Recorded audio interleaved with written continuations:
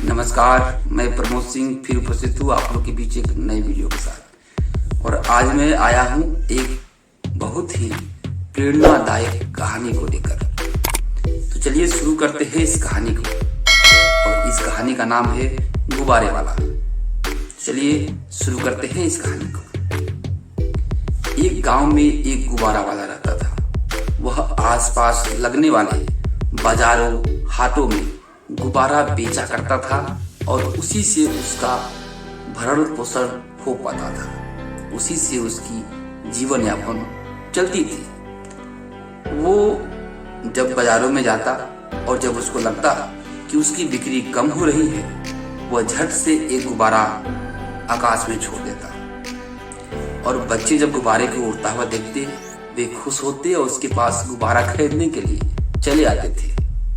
एक बार की बात है, वह अपने गांव के पास में लगने वाले हाट में गुब्बारे बेच रहा था।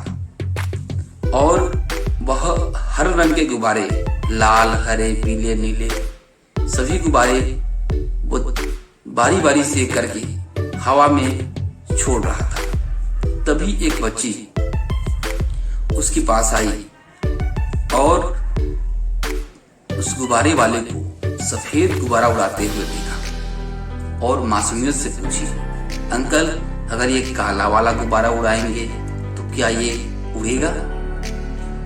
बच्ची के इस सवाल पर गुब्बारा वाले ने आश्चर्य किया और उसको बताया, हाँ बेटा, ये गुब्बारा भी उड़ेगा। गुब्बारे का ऊपर जाना इस बात पर निर्भर नहीं करता कि वह किस रंग का है, बल्कि वो तो इस पर निर्भर करता है कि उसके अंदर क्या भरा हुआ है। इसी तरह हम मनुष्य के जीवन में ऐसा ही होता है। कोई व्यक्ति अपने जीवन में किस ऊंचाई तक पहुंचेगा, ये उसके बाहरी स्वरूप, उसके रंग रूप पर निर्भर नहीं करता, बल्कि इस पर निर्भर करता है कि उस व्यक्ति के अंदर क्या भरा हुआ है, उन्होंने किन गुणों का भंडार इकट्ठा किया है। उसी से उसकी सफलता निर्धारित होती है कि वे अपने लाइफ में किस ऊंचाई को छू पाएगा। कहानी अच्छा लगा हो तो लाइक, सब्सक्राइब, शेयर जरूर करिएगा। Love you.